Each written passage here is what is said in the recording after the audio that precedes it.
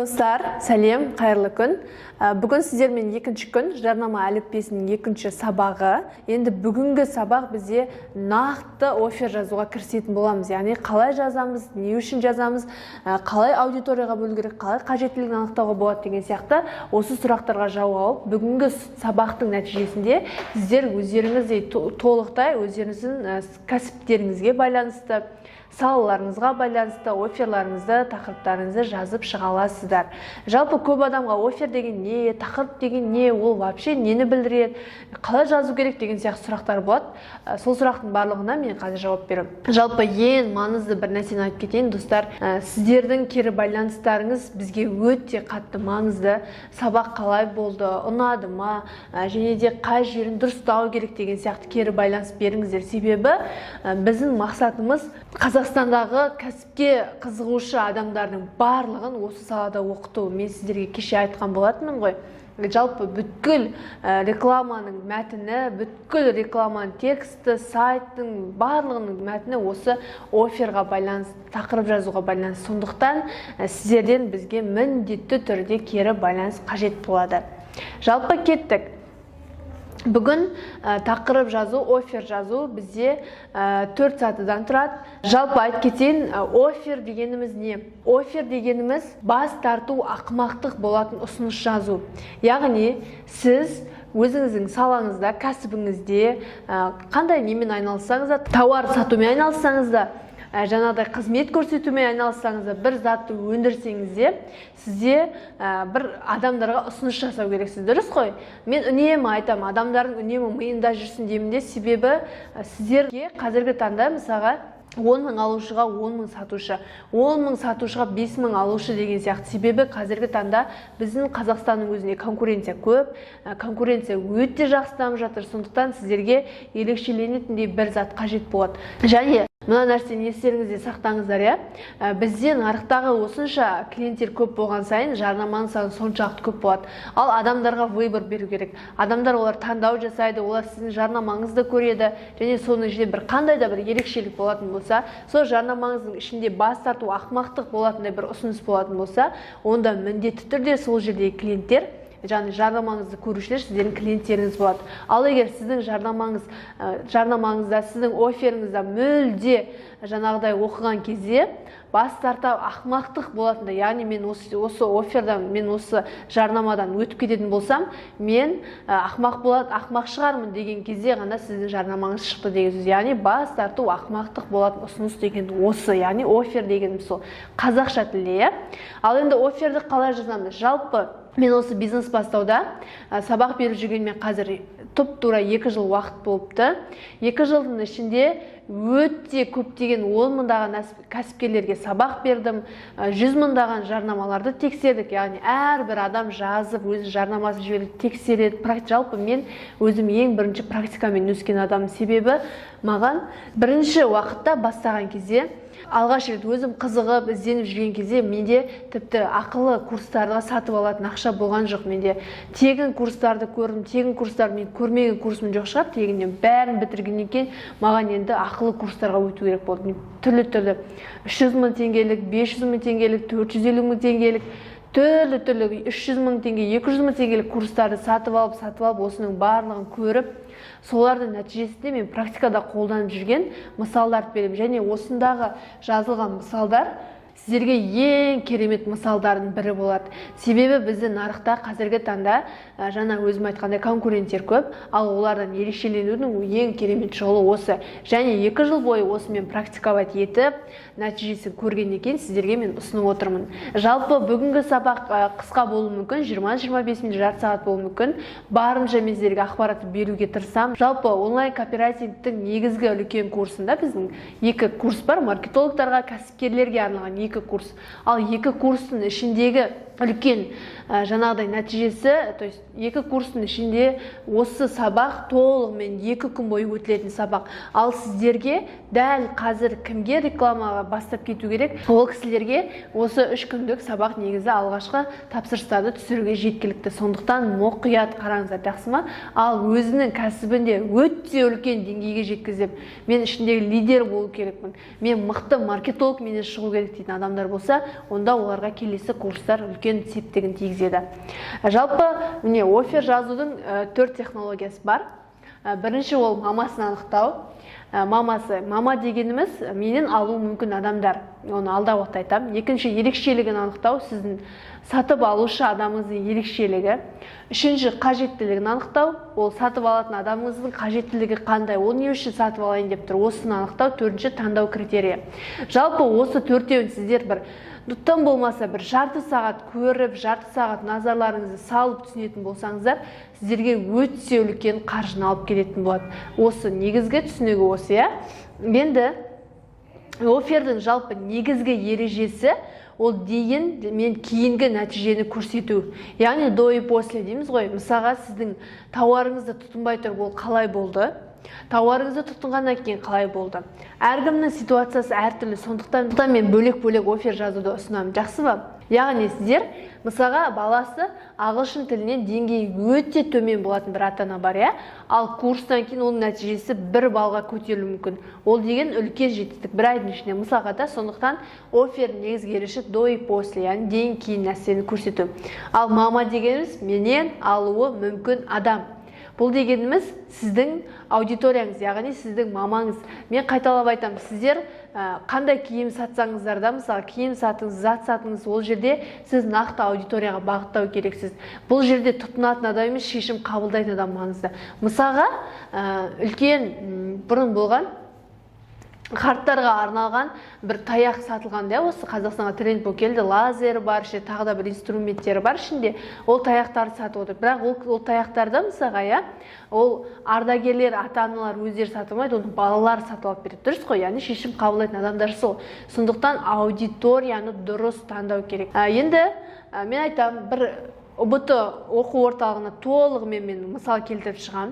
Сіздер өте мұқият қараңыздар, достар, қателіктері болса, кем тұсы болса, я, бірақ мен барынша осы уақытқа дейін тестілеп, ең мықты деген осы мысалдарының бірін қосып отырмын, сіздерге түсінікті болу үшін. Яғни сіздердің керегі жаздуит, просто алу керек те баста кету керек. Оқыдыңыз, жасап кетіңіз, оқыдыңыз, жасаңыз, оқыдыңыз, жасаңыз. Осы сабақты көріп отырған күннің өзінде сізге қазір қолыңызда ручка парақ болып, осыны парақты тестілеп, яғни жазып отыру керек едіңіз. ОБТ-ға дайындау орталығы. Енді мамасы анықтайық, я.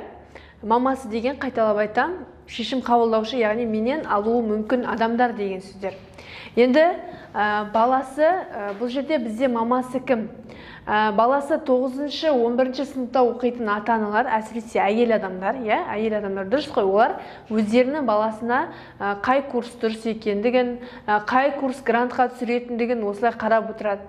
Келесі колледж, университеттің бітірушілері. Яғни олар да біткен соң жаңа мамандықты игергісі келеді, немесе повышка дейді ғой, жаңағы колледж бітірген соң үлкен жаңағы университетке түсіп жалғастырғысы келеді. Одан кейін мамандығын ауыстырғысы келетіндер, яғни мамандығы дегеніміз бұл жерде мысалға өзінің мамандығы ұнамайды, немесе ол мамандықтан табыс таппайды деген сияқты. Содан кейін басқа бір оқуды қалайтын адамдар, яғни жұмыстан да үлкен оқуды қалайтындар.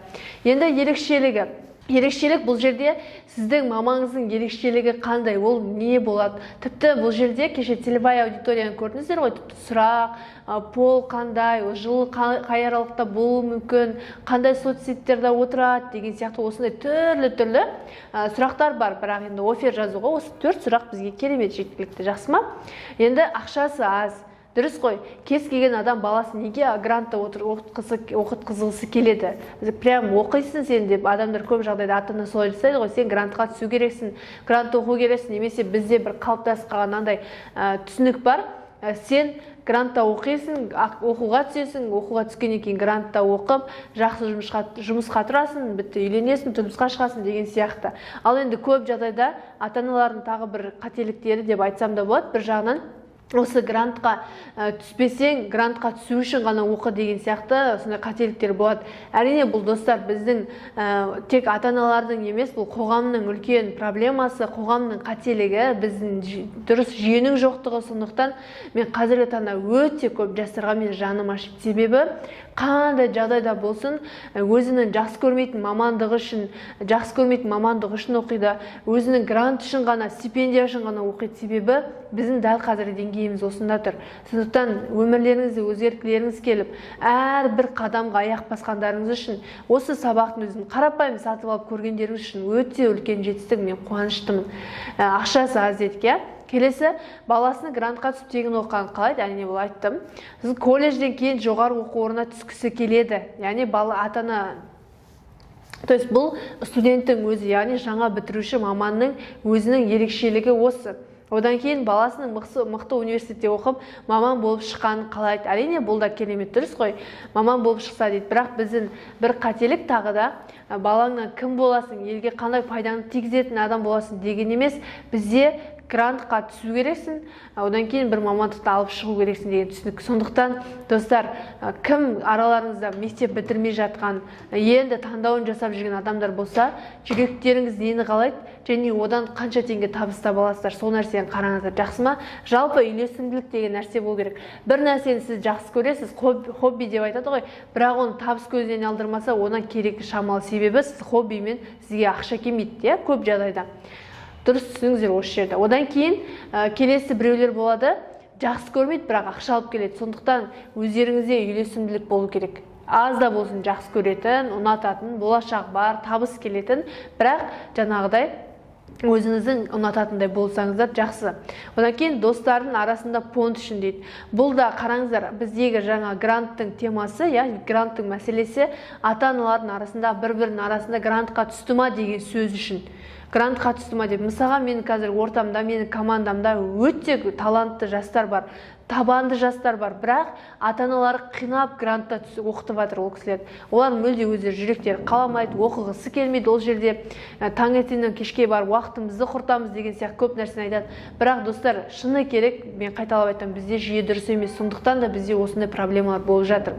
Ал ата-аналардың ойы фонд үшін, яғни баласы грантқа түсті деп бір мақтау мына жерде эгосы үшін көп жағдайда. Сондықтан дұрыс түсініңіздер достар, ерекшелікті біз осылай әрбір детальға қарап таңдау керекпіз. Және мамандығын ауыстырғысы келетіндер қазіргі мамандығын болашағы жоқ, табысы аз. Әрине бұл да мойындайтын жағдай, бізде де осындай система болып жатыр. Неге мен сіздерге барлығын ашып айтып жатырмын? Себебі мен барынша тақырыпты түсіндіргім келеді, барынша тақырыпты ашқым келеді сіздерге, және ол үшін тек қана эмоцияға беріп немесе сырт көзқараспен ғана қарау емес, жақсы ма? Мысалға, қарапайым мысал, сумка сататын адамдар, мысалы сумка сататын оптовиктер болсын, әйел сумкасы сатылып жатыр, бірақ оны тек қана әйел адам айналыспайды ғой, ер адам да айналысады, дұрыс қой. Сондықтан да осындай кішкене шпицельный нәрселер бар, оларға мұқият жібермей алмай қараңыздар, жақсы ма? Енді қажеттілік, яғни бұл жерде қажеттілік дегеніміз ата-ананың қажеттілігі қандай бұл жердегі, ол нені қалайды, не үшін оған бұл қажет ұбт центрі. Енді қараңыздар, не үшін қатысқысы келеді? Бірінші, аз уақыт ішінде 11 жылдық білімді игеру. Дұрыс қой? Бізде көп жағдайда сабақты қадағаламайды, бірақ 11-ші сыныпқа жеткен кезде оны грантқа түскен қалайды. Сондықтан да бұндай да нәрселер бар, 11 жыл грантқа игергісі келеді. Тесттен грантқа түсетіндей бал жинатқысы келеді, яғни тесттен жақсы өтсе, керемет өтсе, ол грантқа түседі. Яғни болды деген сөз. Келесі, ақшасын үнемдеу. Бұл да қажеттілік, себебі әрбір бізде үлкен университеттер 800 мың, 900 мың, миллион жарым, миллион теңге жылдық оқу ақысы бар университеттер бар. Ал олардың ақшасын үнемдегісі келеді. Ақшасы аздап болған адамдар, түсінікті ғой. Енді жұрттың алдында позор болмау деп қойдым қажеттілігі. Бұл да наглы жазылды негізі. Бұл жаңағы мен фонд үшін айтып жатқандығым. Қажеттілік, мысалы қажеттілік осы деп жаздыға, енді оған не үшін керек деген. Енді келесі, мысалы араларыңызда оптом саламен айналысып жүрген адамдар болуы мүмкін, оптовиктер болуы мүмкін, ол кісілердің маңыздылығы, ол кісілерге маңызды нәрсе қажеттілік, оларды табыс табу, табысын 2 есе 3 есе өсіру, маржинальностьті көбейту деген сияқты осындай ерекшеліктер бар. Яғни осындай құралдарды қолдана аламыз, осындай сөздерді қажеттілігіне қолдана аламыз. Не үшін оған ол қажет? Сіздің салаңыз ол мамаға не үшін қажет? Мебель жасататын болса, оған ол не үшін қажет ол мебель? Оқу оқытатын болса, неге ол оған қажет, неге ол басқа нәрсені жасамайды деген сияқты осы сұрақтарға жауап беріңіздер мұқият, жақсы ма? Одан кейін таңдау критериясы. Таңдау критерий дегеніміз бізде маңызды критерийлер деп бөлдім. Мысалға сіз телефон сатып алайын деп жүрсіз, мысалға телефон сатып алғыңыз келеді. Ол телефонды сатып алу үшін сіз одан кейстер болу керек. Яғни ол кісінің онлайн түрде алдап кетпегендігін, ол кісінің телефондары алғаннан кейін бір күннен кейін бұзылып қалмағандығынан кейстер болуы мүмкін деген сияқты ғой. Сондықтан сатып алған адамдардың отзывтарының көп болғандығы маңызды ол кісілерге. Және де маманның кемі 7-8 жыл тәжірибесінің болуы. Мысалға, мен егер болашақта балдарымды ағылшын тіліне, шет тілдерін жалпы оқытуға беретін болсам, мен олардың кемінде 10 жылдан бері жұмыс жасағанын қалайтын едім. Себебі жастар болған адамдарда әрине білім бар, барлығы жақсы, бірақ жүйенің қандай екендігі жаңада беймәлім. Сондықтан мен тәжірибесіне сүйенетін едім. Ол енді әр салада әртүрлі ғой, дұрыс түсініңіздер, жақсы ма? Енді грантқа түсуге кепілдік беруі. Бұл да керемет. Біз Шымкентте өркен деген курсқа реклама жасадық. Ол жерде бізде грантқа түсуге кепілдік болады. Мысалға, бұрынғы кезде 100 бала оқыса, оның 90-ы, 85-і грантқа түсіп жүрді, осы ұбт бойынша. Сондықтан оларды қазіргі таңда грантқа түсуге кепілдік беру өте жақсы жүреді. Яғни адамдарға маңызды нәрселердің бірі сол. Енді 7-8 айда нәтиже беруі. Енді кейбір ата-аналар қыркүйектен бастап, немесе жастардың өзі қыркүйектен бастап осындай ұбт центрларды іздей бастайды, дұрыс қой? Ал енді олардың нәтижесі қаншасы? 7-8 ай, яғни маусым айына дейін грантқа түсетіндей балл жинап жүру керек. Енді осыған байланысты біз ара өтураға байланысты оффер жазамыз. Сіздер былай жасайсыздар да, мен қазір жалпылама түсіндірдім, маманы бөліп алғаннан кейін оған жеке, мысалы маманы бөлдік, жеке қажеттілік, жеке ерекшелік, жеке таңдау критерий, жеке оффер жазасыздар, дұрыс қой? Келесіде екіншіде солай, үшіншіде солай. Сіздерде қаншалықты әр мамаға жеке-жеке реклама жасаған сайын сіздердің табыстарыңыз соншалықты өседі. Сіздердің табыстарыңыз соншалықты көп, тіпті заявкалар да соншалықты көп болады. Енді офферді шығарайық. Балаңыз 7 айдан кейін Қазақстанның топ 5 деген университетіне грантқа түседі. Вот кепілдік. Көрдіңіз ғой, 7 айдан кейін. Келесі 8 айда 11 жылдық білімді игеріп, ұбт-дан 130-дан жоғары балл жина. Яғни 8 жыл оқығаныңды сен 1 жылда шығарып аласың деген сөз. Келесі шығарып аласың деген сөз. Яғни осы өтті бізде. Яғни егер сіздер оффер жазатын болсаңыздар, мысалға мынау 7 айдан кейін балаңыз топ 5 университет грантқа түседі. Бұл енді ата-анаға байланысты айтылып тұр. Мына жерде толығымен айтылып тұр, оқушыға арналып тұр. Көрдіңіздер ғой, бұл жерде жай ғана екі мысалды мен көрсетіп өттім. Енді қалай, түсінікті болма сіздерге? Түсінікті болмаса, артық заттардың бәрін алып тастап, сабақты көру керек еді. Назарларыңызды тек қана бір жерге ұстау керек еді. Жақсы ма? Түсінбеген болсаңыздар, қайта көріңіздер. Енді оффер жазуға көмектесетін екі тәсіл бар. Жалпы достар, ойлауларыңыз мүмкін, неге бұл 20 минут, 25 минут деп мен қайталап айтамын. Бұл жерде бұл үлкен курста өте үлкен деңгейде өткізілетін нәрсе. Ал сіздерге енді бастап жүрген адамдарға дұрыс, барлығыңыз енді бастайын деп жүрген болуларыңыз мүмкін, бірақ жаңағыдай бұрын оффер деген түсінік қалыптаспаған адамға осы демо курстан кейін, осы 3 күндік курстан кейін үлкен курсқа өтсе өте үлкен нәтиже болады. Көрдіңіз, түсінікті, иә? Енді оффер жазуға көмектесетін жалпы екі тәсіл бар. Екі тәсіл. Оның біріншісі артықшылығын жазу, 20 артықшылығын жазу, мен айтқан болатын елдер деген ағайды. Екінші клиенттердің айтатын 6 күмәні. Бұл дегенімізде клиенттер бізге үнемі бір күмәндар айтуы мүмкін. Возражение дейміз ғой, мынандай болып қалса не болады, түсінбей қалсам не болады, нәтиже шықпай қалса не болады деген сияқты. Мен бірақ ол кісілерге айтамын, сіз жаман нәрсе айтпаңыз, сізге жақсы нәрсе айту керек. Бірақ ол күмәнді пайдаға айналдыруға болады деген сияқты.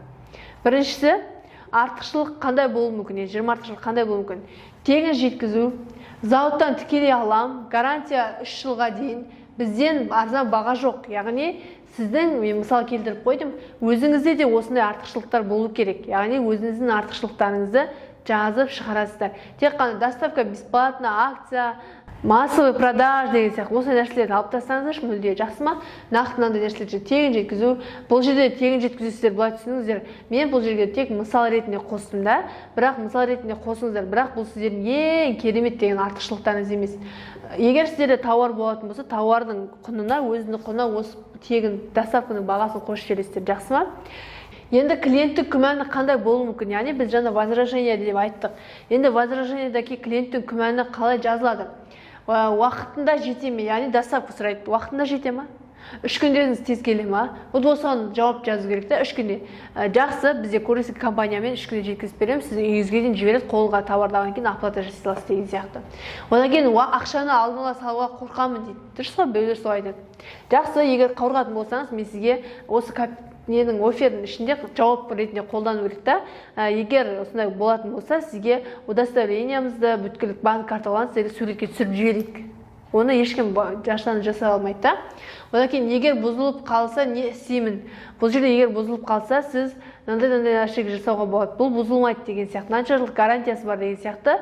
Осындай жаңа клиенттің күмәндарын жабасыздар. Енді жалпы клиенттің күмәнін офер шығаруға болады. Әрбір бүткіл күмәнді жеке жазып шығыңыздар да, осыны офер жазыңыздар. Мен әдетте сату бөлімінде кейін қыздарға айтамын. Мына аяқ киім бар ма десе, я дей салады. Ақтауға жеткізу бар ма десе, я дей салады. Олай емес. Ақтауға жеткізу бар ма десе, әрине бар. Біз осы уақытқа дейін Ақтаудың 183 клиентіне осындай аяқ киім жібердік. Вот офер.